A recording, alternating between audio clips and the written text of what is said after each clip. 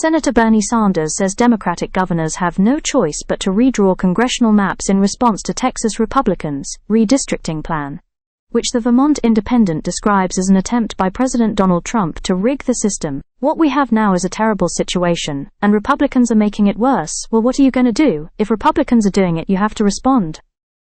It's pathetic, but I think you have to respond," Sanders said.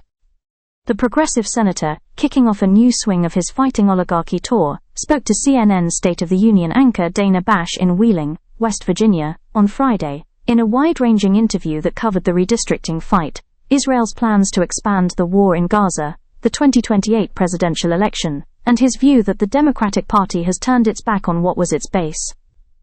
As Democrats in the Texas House have left the state to stonewall Republicans from moving forward with the redistricting plan, which aims to gain 5 GOP U.S. House seats, governors of Democratic-controlled states like California and New York have threatened to respond with the same tactics.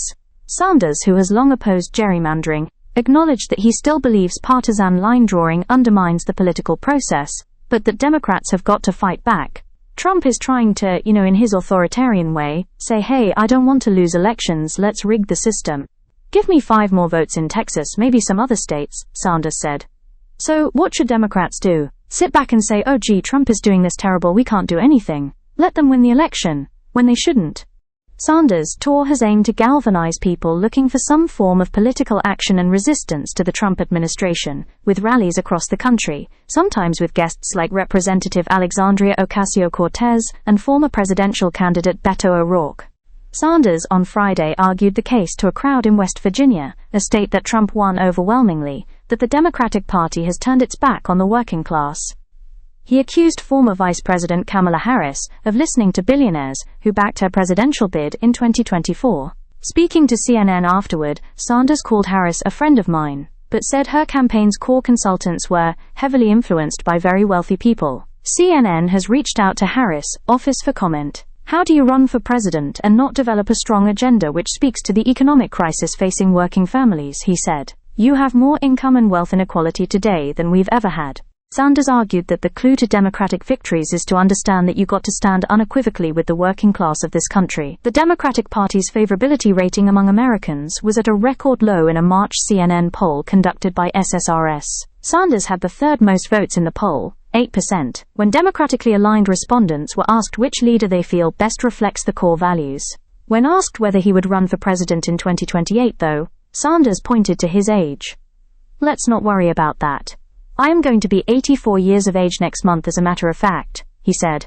"I think that speaks for itself." But he told CNN there would absolutely be a candidate in 2028 who could take up his mantle representing the party's progressive wing. "I can think of some great young people," he said, without naming names.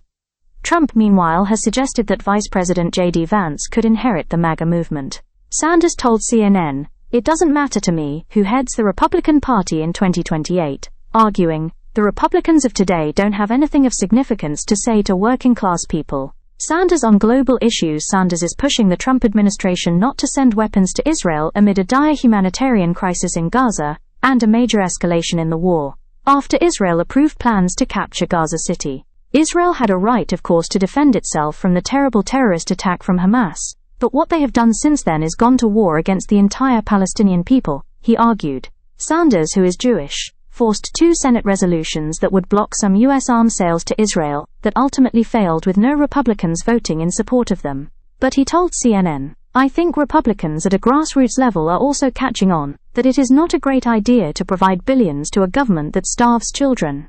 Sanders, who has long been critical of Israeli Prime Minister Benjamin Netanyahu, said the country's actions have turned it into almost a pariah state. With Trump set to meet with Putin this week, Sanders condemned the Russian leader as a really awful guy. When you talk about oligarchs, Putin is one of the richest guys in the world, running a kleptocratic society, and then he invaded Ukraine with incredible destruction, Sanders said.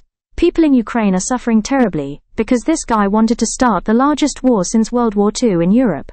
Sanders said he's not a fan of Putin, but would welcome any peace deal if the people of Ukraine feel that the agreement is positive. He cautioned Trump from an agreement that would sideline Ukraine's interests. If in fact an agreement can be negotiated which does not compromise what the Ukrainians feel that they need, I think that's a positive step forward, Sanders said. We all want to see an end to the bloodshed. Subscribe for more news every day. Thank you.